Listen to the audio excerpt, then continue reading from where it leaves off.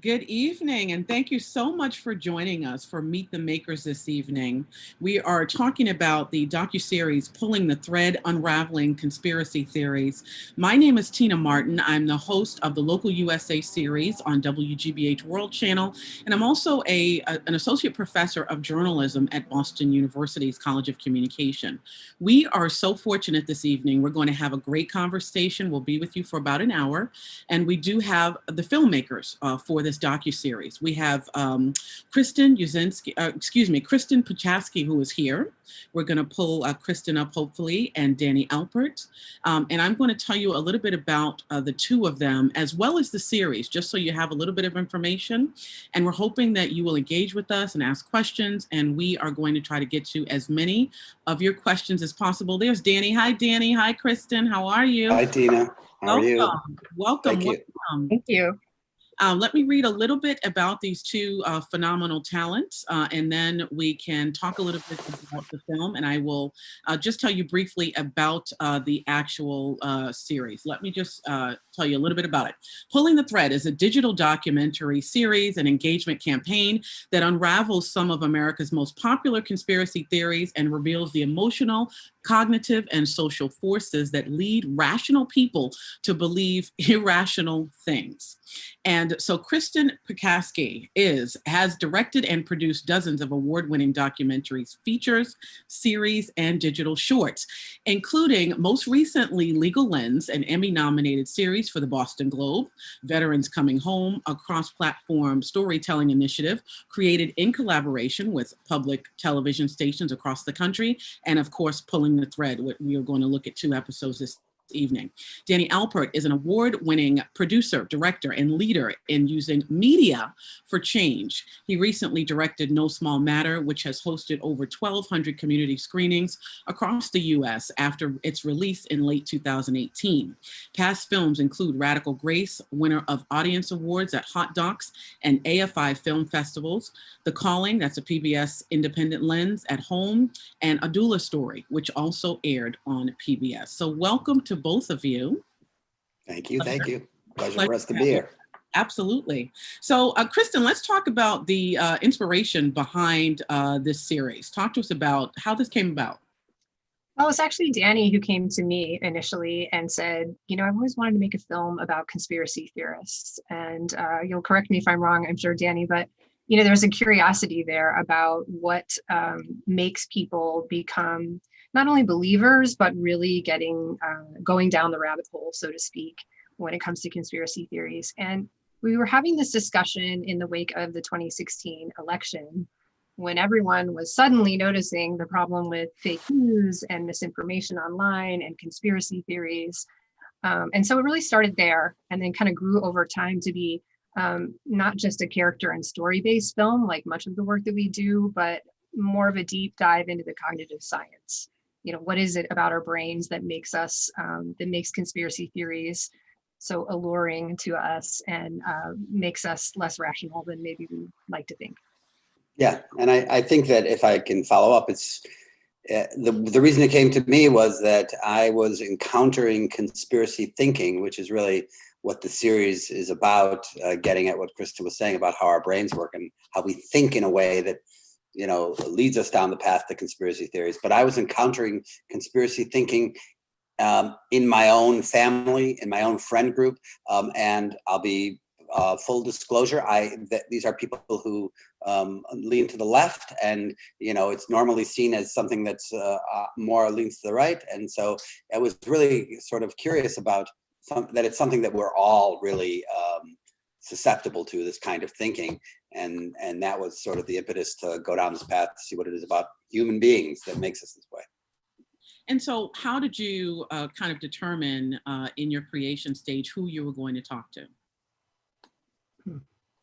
Well, I think, it really was led by what we began to learn about the cognitive foibles that we have, and then connecting cognitive foibles to conspiracy theories, the most popular conspiracy theories, and in our society, in American society. That was the leader that sort of brought us to the episode subjects, and then based on that, it really was, finding the people who had the most expertise in this particular area, or had done the studies in this particular area, as we'll get a chance later to talk to Joe Uscinski. And that was what led us to the people that we spoke to. And what was the process like in talking with these folks? Was it easy to get them to kind of say, what they said in the piece, or did it take some prodding? Kristin, you're smiling. Yeah, that's a good question. Everyone was really, really lovely and forthcoming. I think the challenge was getting people to an interview in the first place, because there is a certain amount of paranoia that exists in certain communities who really embrace conspiracy theories and conspiracy thinking strongly, and also legitimately because there are a lot of there have been some hatchet jobs, and many of these people had experienced interviews with people where they felt like they weren't very well represented. And so sort of building a bit of trust was the initial challenge. And I would say once we sat down with everyone, they were really lovely and gracious and open. And I should say also, many of the people we interviewed were believers, but many were also academics and sort of quote unquote experts, historians, political scientists, psychologists, people who are really coming at it from more of an academic standpoint. And so among the believers, was there a common thread?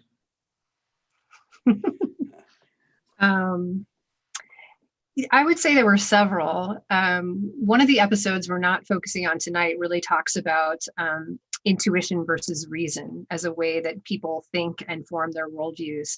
And Eric Oliver, who's a professor at the University of Chicago, has done some interesting research that suggests that conspiracy theorists tend to be people who think with their gut.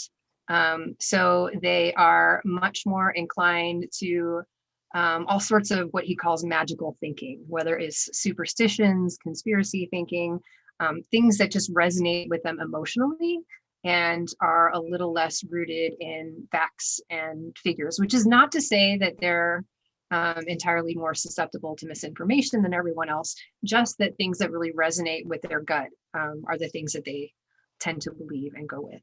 And we definitely saw that. We definitely saw that in the people that we interviewed. In fact, we often would ask them some of the questions that Professor Oliver used on his survey, and across the board, they were answering in exactly the way he predicted. So that's episode 3, right? That's 4. Sorry, episode 4. For those people who want to check it out later about intuition versus rational.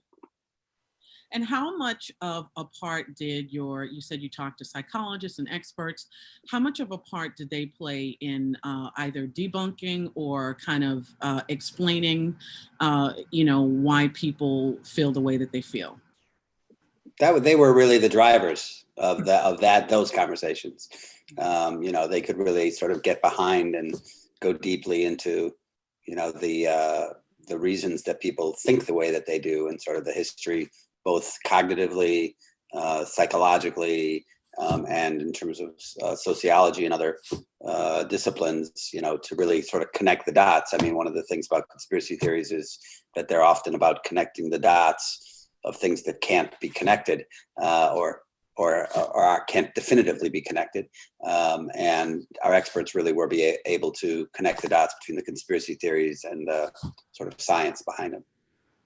I think the interesting thing about being someone who is a filmmaker or someone who creates is that even in the process, you may have a preconceived notion about something or a thought process, and then it changes after you finish your piece. Did that happen for either of you?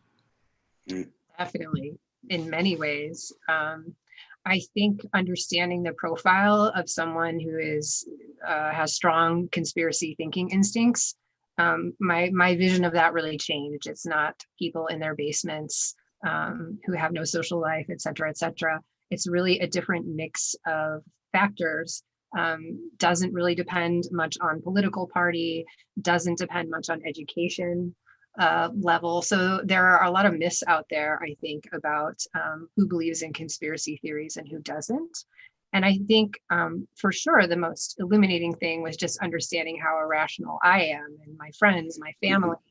over time, I think we both really began catching ourselves believing things because we wanted to believe them or they fit our preconceived notions. And I definitely would say that I consume information and media much differently now.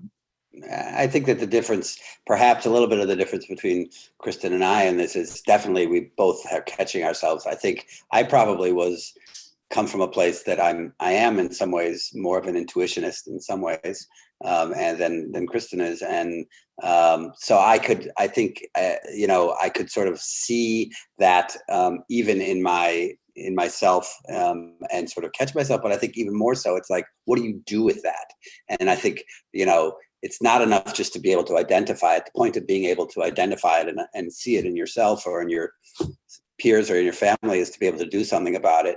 And that's definitely something that has changed for me. I don't think I would have been nearly as vocal as I have been in the last year about this. I would say, you're entitled to your belief, or, oh, this person is a little nutty. I don't know if I want to go down that. But now I'm much more interested in engaging people and saying, oh, well, why do you think that? And sort of looking at trying to point out to them the thinking that goes into that and maybe make them more aware as well.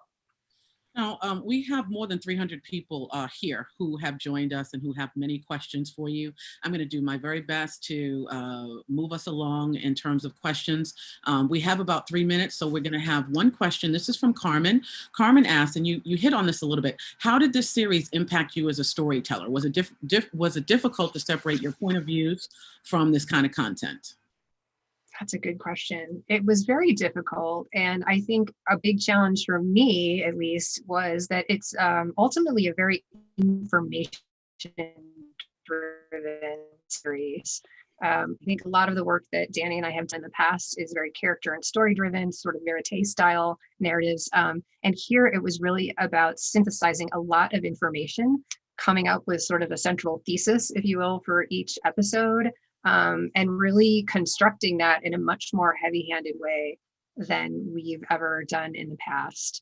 And so I think that's always really challenging. It was a challenging shift in style.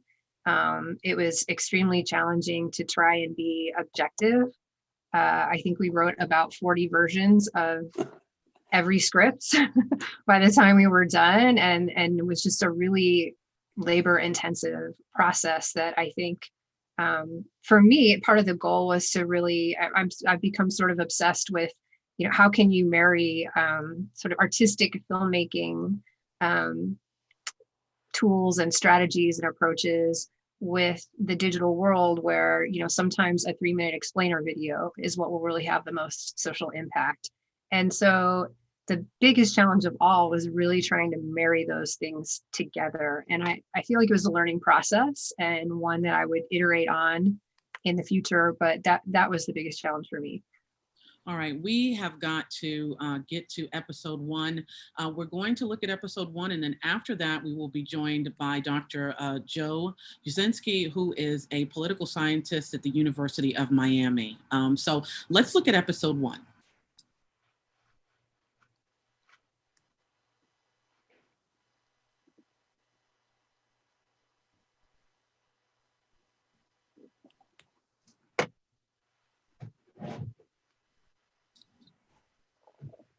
Is episode 1 ready to play? If not, we will ask a few more questions. Conspiracy theories.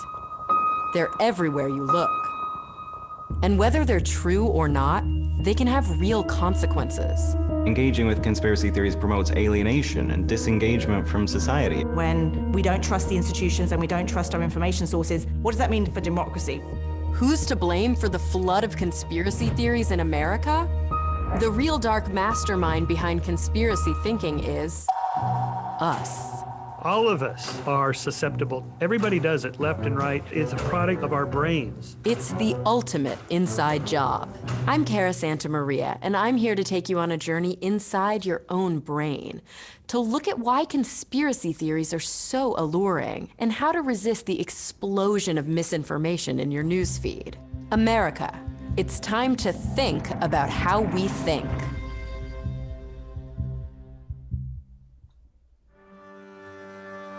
Have you ever suffered a really big loss that made you feel anxious and helpless? Did you find yourself searching for excuses? Maybe it wasn't your fault. Maybe someone else cheated. You cannot be serious! Psychologists tell us that losing is a common trigger for conspiracy thinking. We don't want to take the fall for a loss. We want a scapegoat. And that's often what conspiracy theories do, it's a way to help people deal with disappointment. Every 4 years, millions of Americans experience a pretty big collective loss. I so wish that I had been able to fulfill your hopes. In fact, there's no better petri dish for studying conspiracy thinking than a presidential election, especially that one in 2016. So I thought by studying conspiracy theories, this would be wacky. And then you realize that it's super predictable. This is Joe Parent. He and his colleague Joe Uscinski conducted a study that answers a hotly contested question. Which political party is most guilty of conspiracy thinking? If you're thinking, wait, isn't the answer obvious? You're probably wrong. Here's what Parent and Uscinski found. Before an election, both parties tend to be equally paranoid about a conspiracy to rig the vote. After the election, one side is more convinced that it was rigged. The losing side. It's like a switch gets flipped. You think the other side is cheating right up until you win. And then, like magic, that thinking diminishes. But if you lose... If you're on the side that loses, you have less control or no control. In our current society, with this extreme polarization, the side that's in control is so different from you. They don't have your values. They don't have your back, and that becomes terrifying. In a paradoxical way, conspiracy theories might be reassuring. They say there is this terrible conspiracy that's out to get us, but they're saying we understand it. If we just realize the truth of it and understand it, then potentially we can overcome it. That need for reassurance doesn't go away after the election. It continues for the next 4 years. Parent and Uscinski analyzed more than a century of public discussion in the media, and they found a consistent pattern. The party of conspiracy thinking was always the party that was out of power. The party of the president is the best predictor of where conspiracy theories are going to be coming. George W. Bush was president. 9/11 was an inside job. Halliburton and Dick Cheney were running the White House to make money off the invasion of Iraq. Likewise, when Barack Obama was elected president, suddenly a number of people thought he was a Muslim and he wasn't a citizen. You want an explanation that tells you what went wrong and how to fix it, and draw your group together to deal with that challenge. Conspiracy theories fulfill all those functions. The 2016 election felt like a conspiracy palooza. But was it really worse than usual, or did it just follow the same old pattern? Let's look at the evidence. Before the election, both parties harbored conspiracy theories about the vote being rigged. And I'm afraid the election's going to be rigged, I have to be honest. But researchers at PolitiFact say there was no evidence of foul play. We looked at voter fraud again and again and again. Millions of people casting fraudulent ballots. There's zero evidence for that. Then, after the election... Now it's Clinton supporters, quote, urging us to do something, anything, to investigate claims that the election results were hacked. We've seen an increase in Democratic conspiracy theories in circulation. Did Trump's inaugural team funnel money to Trump? Some of the allegations may prove to be true, but what we can say is that many claims have already been made that were clearly unsupported by the evidence at the time the claim was made. The Trump campaign actively supported the Russian government's attacks on Hillary Clinton. What's significant about Don Jr. collusion between the campaign and a foreign power? The fantasy is that once we find out that Trump colluded with the Russians, our nightmare will be over. Somehow, magically. This is the beginning of the end for Donald Trump. And this is another hallmark of conspiracy thinking. Conspiracy thinking is when people become obsessed with what's hidden, with secrets, rather than what's out in the open. The truth. So the losing side of the 2016 election predictably followed the script, but the winning side, that's where things broke from the norm. Conspiracy thinking dropped a little bit among Republicans after the election, but 30% still believed it was rigged. And that 30% includes the winner himself. Trump wrote on Twitter, "I won the popular vote if you deduct the millions of people who voted illegally." I've never seen anything like that in American politics. We rated it our worst rating, pants on fire. This is not typical. Even the winners are still neck deep in conspiracy thinking years after the election. a shadowy cabal within the U.S. government. This deep state is truly operating to damage this president. Deep state conspiracy. Trump will crush this cabal by throwing them all in jail, starting with Hillary Clinton. What is going on? Could it be that Americans from both political parties somehow feel like losers? People feel betrayed by society, by the economy, by the political process. Corruption, violence, the looming obsolescence of work. There's a lot of instability going on that leads to people feeling insecure, which leads to conspiracy theories. In fact, Parent and Uscinski's research showed that conspiracy thinking spikes during turbulent times. We create conspiracy theories because they're still a little bit reassuring in a world that's just too frightening and awful if you confront it head on. Social media amplifies those fears with a steady stream of content that vilifies our enemies and undermines our trust. People have much more negative views of the other party than they used to. That's going to make them more vulnerable to misinformation. It's like we're stuck in this self-reinforcing loop of fear, finger-pointing, and fake news. How do we get off this train before the next election arrives? We can't just fix conspiracy thinking with an app or with better journalism. We have to fix the way we think. We need to know why we believe the things we do. We need to understand our biases and how they shape our beliefs, and potentially how we can overcome our biases.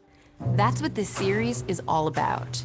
In our next episode, we'll look at one of America's most popular conspiracy theories and explode the biggest myth of all, that human beings are mostly rational. Welcome back. We want to welcome Dr. Hi, Joe, Dr. Joe Uscinski. How are you? Hi, nice to be here. And we just saw you in the film and now you're here. Okay, so Dr. Uscinski is an associate professor of political science at the University of Miami. He studies public opinion and mass media with a focus on conspiracy theories. He is the co-author of American Conspiracy Theories, Oxford 2014, and the editor of Conspiracy Theories and the People Who Believe Them, also in Oxford. That was 2018. Welcome to the program. Thank you. What I was getting, well, mind you, I just want to remind everyone at home that you can certainly put your questions in, and I will do my very best to get all of your questions answered as we go on. I know there are so many of you. Just wanted to ask you a very quick question, Joe, and then we'll go back to our participant questions because I know they're here to really talk to you guys. What I was seeing in that episode is a connection between conspiracy theories and stress. Is that something that you have found directly in your research? It's a lot of these psychological factors. It's tough to show a relationship between them and conspiracy beliefs. And in fact, the studies are going in both directions right now. And I guess one example I'll give that's very quick is that I started polling on conspiracy theories right at the beginning of the pandemic. And I figured that, you know, as the pandemic went on and became a real thing in this country, that the stress of it would cause conspiracy beliefs to go through the roof. It's like putting people in a room and cranking every knob up to 11. But when I went back and repolled a few months later, you figured all of these beliefs would be up to the roof, but they weren't. And a lot of this was very stable. So I think for people who have high levels of conspiracy thinking, stress could trigger them. But if somebody's not a conspiracy thinker, it's not going to get them there on its own. Now, I have a question here from Jessica, and I'm actually going to pose it to filmmakers and to Joe. Jessica is asking, how do you come up with the first questions to ask experts? So, Kristin, I'm going to ask you that. And then, Joe, on the flip side, I'm going to ask you what you anticipate for someone like a Kristin to ask you when they come to talk to you about conspiracy theories. So, Kristin, you go first. So in a perfect world, and certainly in the case of this series, I've already interviewed everyone who's going to be interviewed, or somebody has pre-interviewed everyone who's going to be interviewed. We've read their books, we've read their articles, so we have a pretty good idea of their research, their beliefs, and the kinds of things that they're likely to say. So that list of questions is really customized for each person we interview based on how we think they fit into the story. And beyond that, I would say it's, you know, you want to be able to have a conversation. So there's always a list of questions going in, but ideally you deviate from that quite a bit. Like maybe you have 5 things you want to hit on, but it's really a back and forth lots of follow-up questions, and usually starting with the easy ones so that everybody has a little time to relax and get comfortable before we start digging into the, more difficult or more complicated questions. And so what is the difficult question? Because that's what the experts are for, right, Joe? I mean, you know your stuff, so you can handle the difficult questions. So what is the difficult question when it comes to, or what was the difficult question when it came to the series for the experts? I think everybody is really well versed in talking about their research, the things that they've studied, the things that they can state for a fact. It's a lot harder, and most academics in particular really don't like to use conjecture. They really want to have facts and data and something peer reviewed and so on. And so, and of course, research doesn't keep up to the current moment always. So I think the thing that people had the most trouble with was trying to apply a study they did a year ago to the current phenomena, which when we were doing these interviews, it was evolving very quickly from the time that Trump took office. A number of conspiracy theories came and went, and the conspiracy landscape evolved a lot, and it's hard to always know what's going on just in the last few months because you haven't had a chance to study it yet. Okay, and Joe, what is the question that you're kind of like cringing when someone like Kristin knocks at your door? So that's a good question. I've taken I kept track this summer, and I think I've done more than 150 interviews with reporters talking about conspiracy theories. And for the last month, it's been almost exclusively questions about QAnon.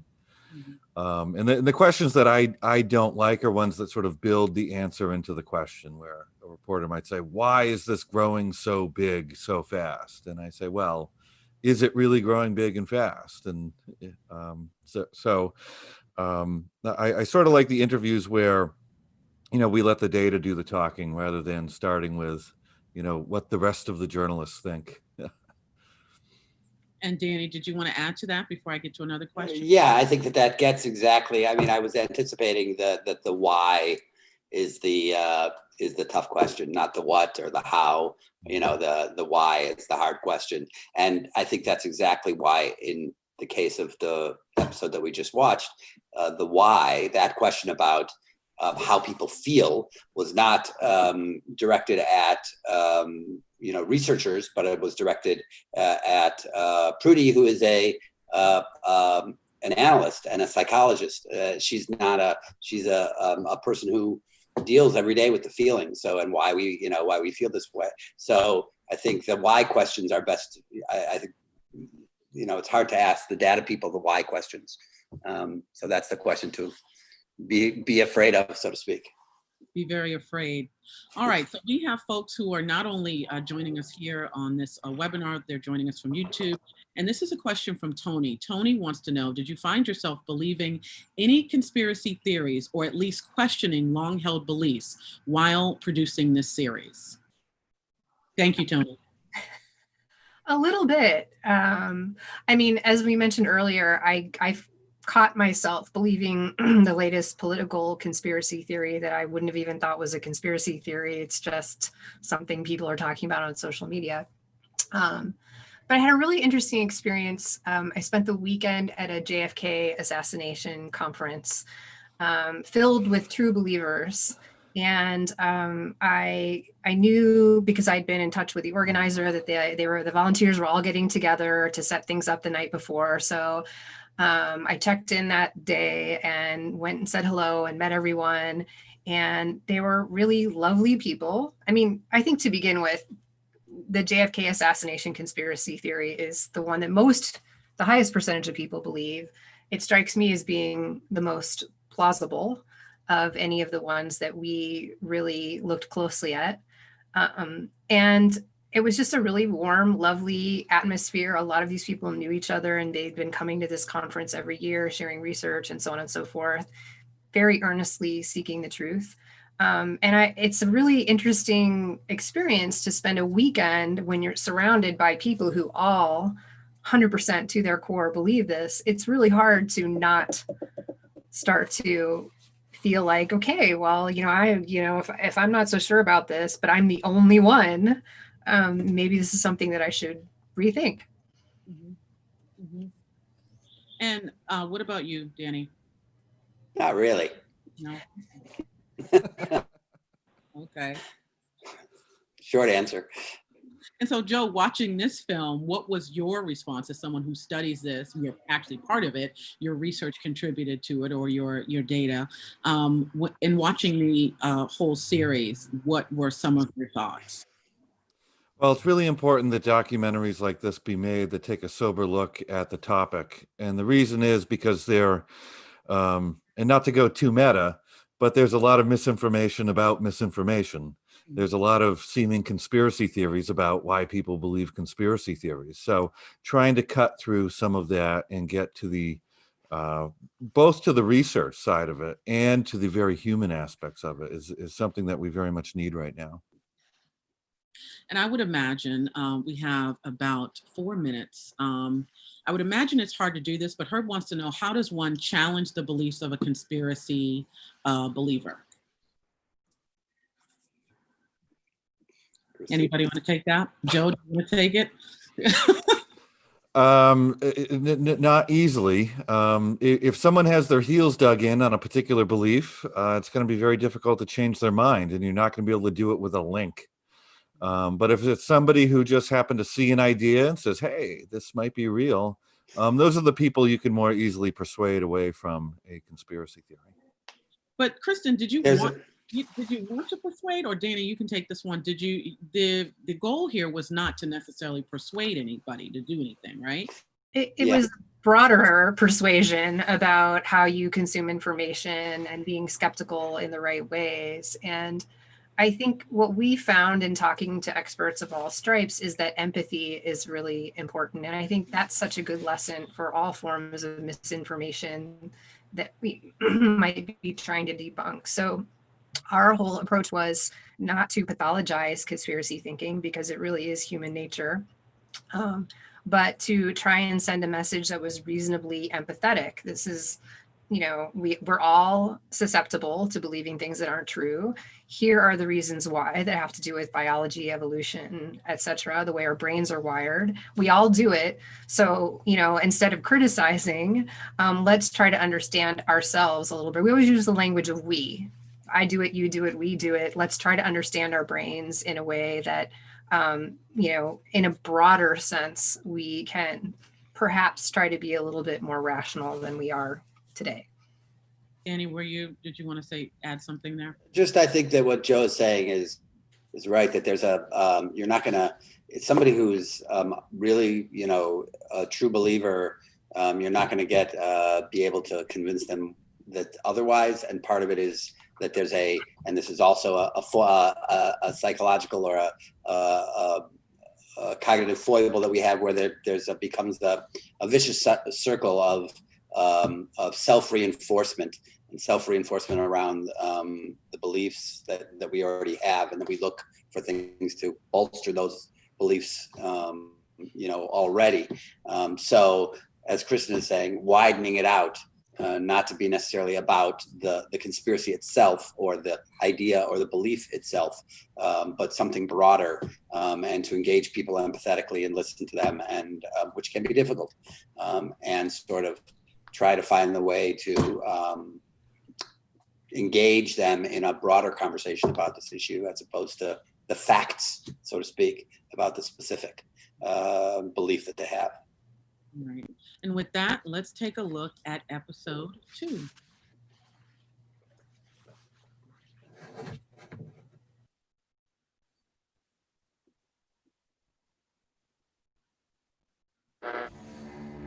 There are a million films that investigate whether the JFK assassination was a conspiracy. This is not one of them. This is an investigation into why so many people are still debating the JFK assassination more than 50 years later. The answers tell us a lot about why we believe conspiracy theories, and anything else for that matter. It turns out our brains have evolved these fascinating quirks that prime us for conspiracy thinking. All we need is the right set of circumstances to set us off.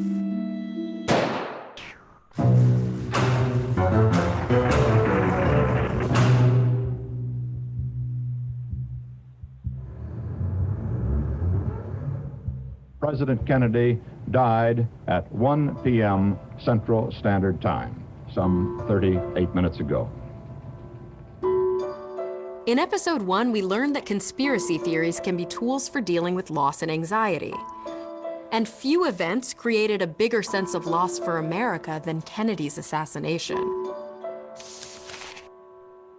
How could we possibly feel safe if our government couldn't even protect its own president? Every time the government fails to predict an attack, there is a conspiracy theory. Americans say, how could they have failed so badly? Perhaps they were actually in on it. The JFK assassination set off alarm bells in our brains.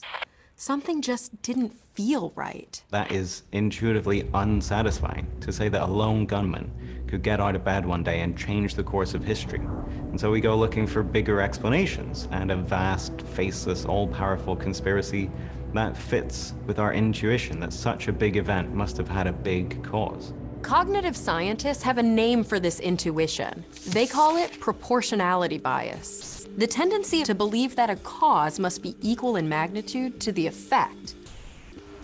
Most of the time, small efforts yield small results, and big efforts yield big results. So our brains assume this relationship holds true, even when it doesn't. JFK, you know, the leader of the free world, is assassinated by who? Some lone nut never heard of? Here's JFK, here's Oswald. There's an imbalance there, so you have to balance it. This man, James Fetzer, says there were no fewer than 6 gunmen in Daley Plaza. Of the 4 shots that hit JFK, the first was fired from the top of the county records building. The second was fired from the inside of the triple underpass. The third shot was fired from the Dow Tex. The fourth shot fired from the intersection of the triple underpass and the picket fence. Pretty soon, Madison Square Garden couldn't fit everybody that was involved in the JFK, but that kind of balances it out. By contrast, let's consider a different day and a different lone gunman. There. The president was hit. Shots were fired, apparently at President Reagan as he was coming out of the The attempted assassination of Ronald Reagan was a similar event in all regards, except that the president survived. It was a smaller event in terms of its outcome, and therefore we're satisfied with smaller explanations. And so there have been almost no conspiracy theories about the attempted assassination of Ronald Reagan, either at the time or subsequently. After proportionality bias primes us for conspiracy thinking, another mental shortcut helps us confirm our suspicions. Once we form a belief, we cling to it no matter the facts. It's called confirmation bias, and study after study shows that we all experience it all the time. In one study, people were asked whether they thought the JFK assassination was a conspiracy. Then they were shown a mix of evidence, both for and against. Both sides claimed that the same evidence confirmed their beliefs. Each side trusted the data that supported their theory and discounted data that didn't. Our minds operate more like lawyers than scientists. Now, the point of a lawyer is to defend your client to the best of your ability, even if that means distorting evidence, burying evidence, slanting evidence. We evolved confirmation bias for a good reason. Most of what was true yesterday is still true today. And if we changed our minds every time a new piece of information came our way, our heads would explode.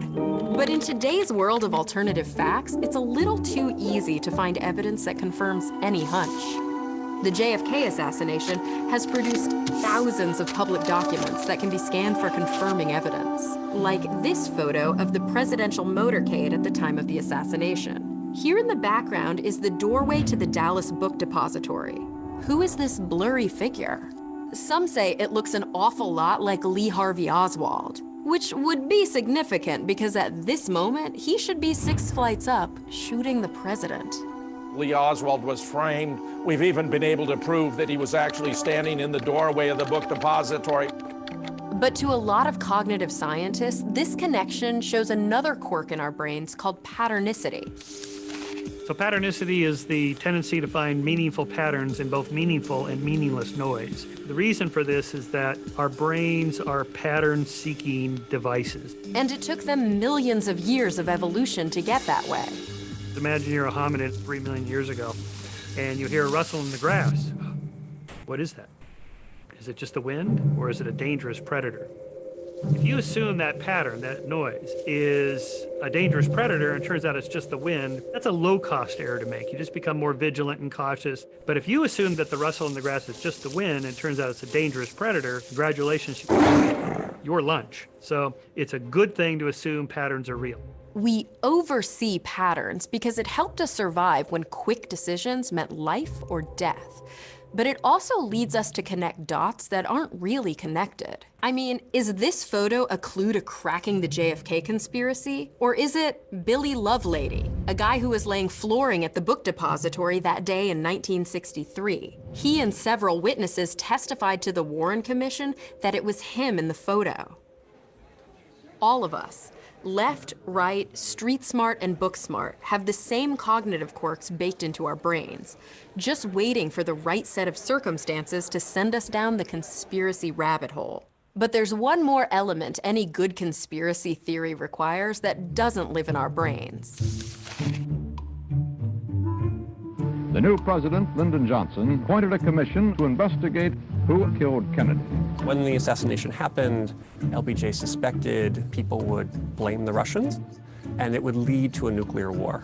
So he tried to hurry the inquiry through, and so when people feel that it wasn't done entirely properly, they're onto something. That rushed investigation planted the seeds of suspicion. Then, a few years later, People have got to know whether or not their president's a crook. Well, I'm not a crook. Watergate spurred a number of investigations by the press and Congress that then disclosed a whole lot of other real government conspiracies.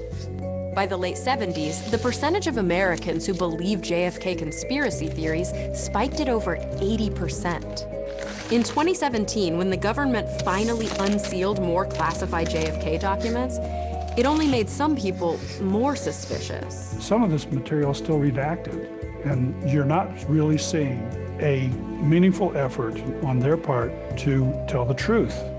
Conspiracies happen and governments keep secrets. So how do we know where to draw the line between being prudent and being paranoid? More on that in our next episode. When you have your grandfather telling you about growing up in Mississippi or Alabama and how the white doctors did A, B, and C, automatically in your brain, you're gonna be thinking like, I can't trust these people.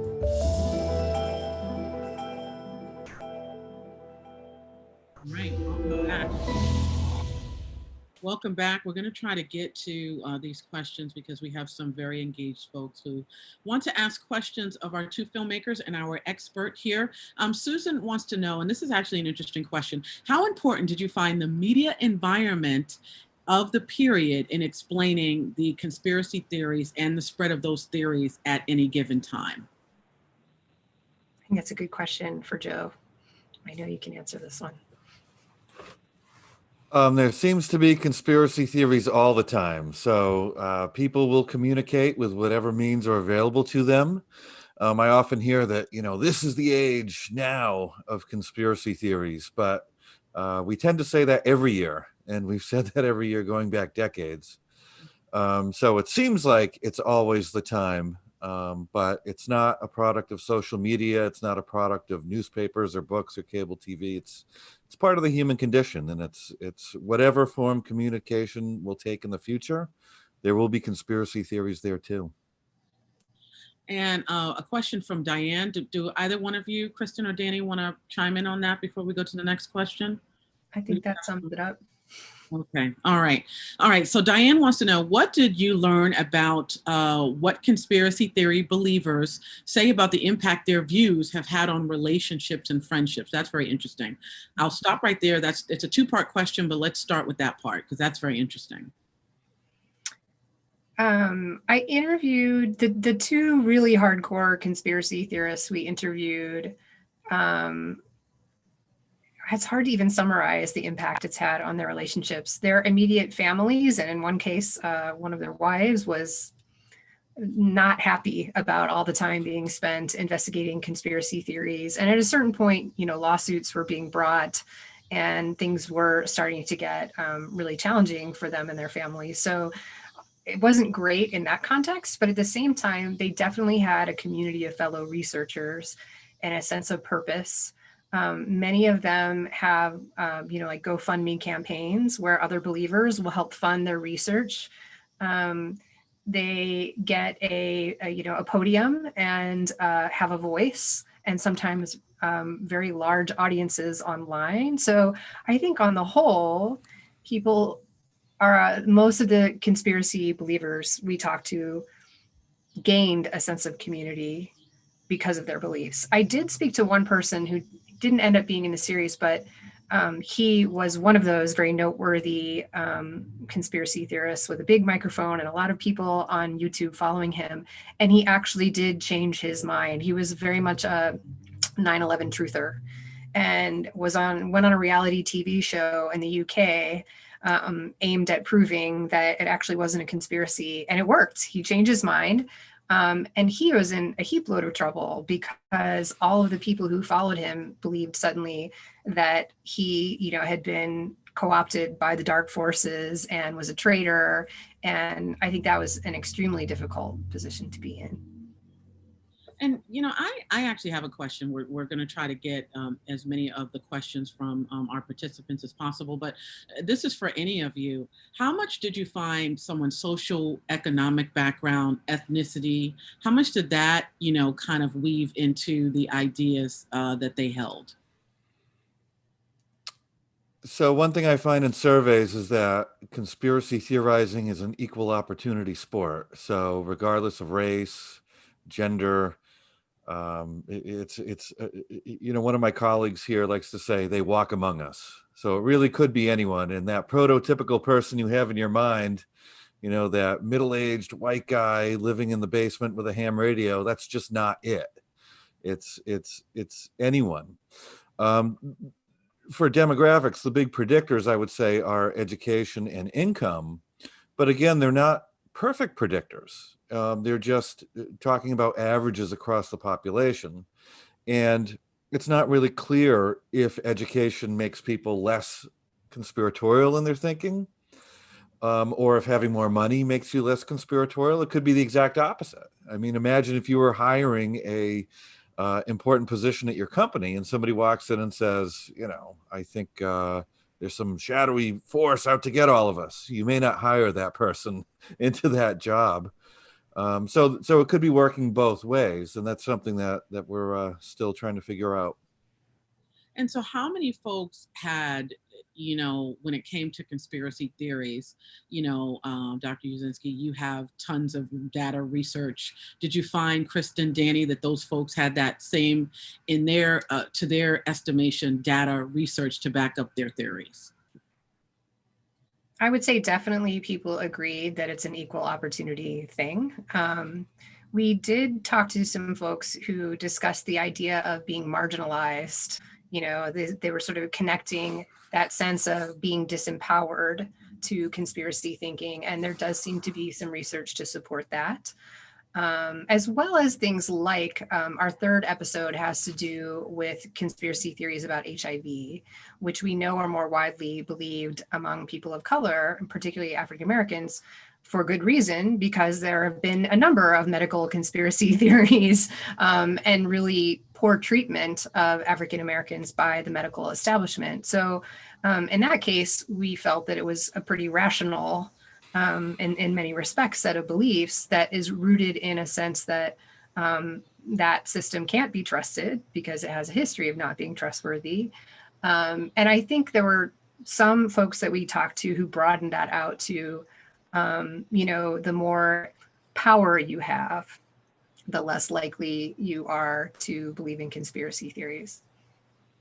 That's a very interesting point, Joe. The more power you have, the less likely you are to believe in conspiracy theories. Is that something that you've explored in your research at all? Well, sure, in the sense that if people are well-to-do, well-educated in the higher echelons of society, they tend to engage in less conspiracy thinking. Mm-hmm. Immediately, Trump comes to my mind, and he would be sort of the counterexample. But here's the thing with him is I don't know what he believes, and I don't think he knows what he believes. And I wouldn't call him a conspiracy theorist, right? I would call him someone who weaponizes conspiracy theories for political gain. I don't think he really believes any of the things that he says. So in that sense, powerful people can use these as tools for political advantage, which we see him doing quite a bit, without actually believing them. And so when we talk about something like COVID, because I'm a journalist and, we've all read, the president's comments on COVID-19 when it first appeared, that, he was quoted as saying it was a hoax. So in that case, is that sparking, the flames for people who would have, the proclivity or propensity to think of things as conspiracy theories? Yeah, so immediately after he said that, we polled the country on their beliefs in COVID conspiracy theories, and the people who believed it was being exaggerated to hurt the president were people who were Republicans, Trump supporters, and people who paid close attention to the things that Trump said. Mm-hmm. So he was able to influence people to adopt these beliefs. And the really bad part was that the people who then adopted these beliefs were less likely to engage in best practices regarding the pandemic. So they weren't socially distancing and wearing masks and washing hands. And that's the vicious cycle, a different example of the vicious cycle that's in there, where people who are believing in conspiracy theories tend to withdraw from civic participation, withdraw from responsible behavior in this kind of, to use the example that Joe is bringing up, and that is another vicious cycle that's sort of always there in the world of conspiracy thinking. And there's another question here from Barry, who says, this kind of goes along with what we're saying. Where do you draw the line between conspiracy thinking and flat out lying?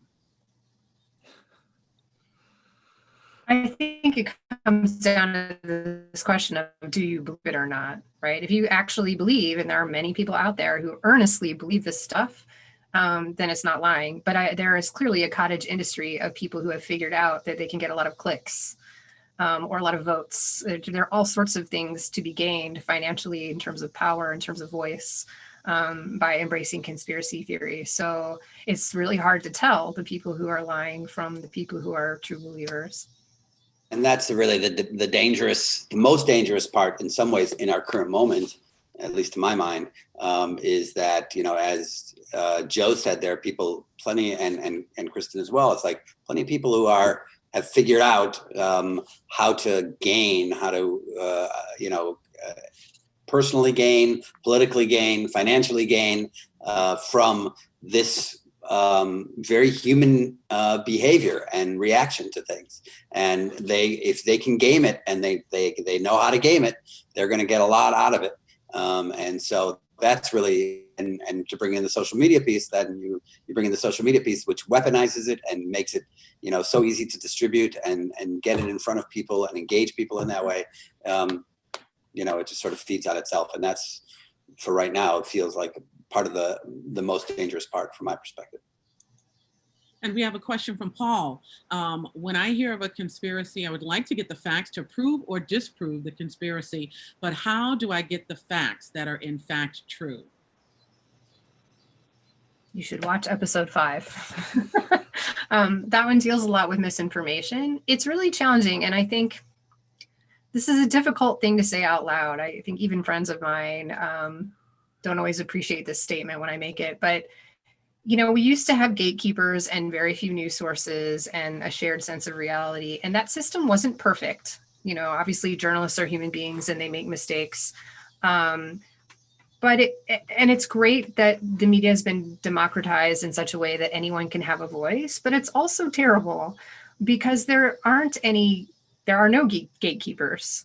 And the fact of the matter is that people who work in mainstream journalism outlets do have to study journalism. They do have to prove that they can tell fact from fiction and work their way up the ladder.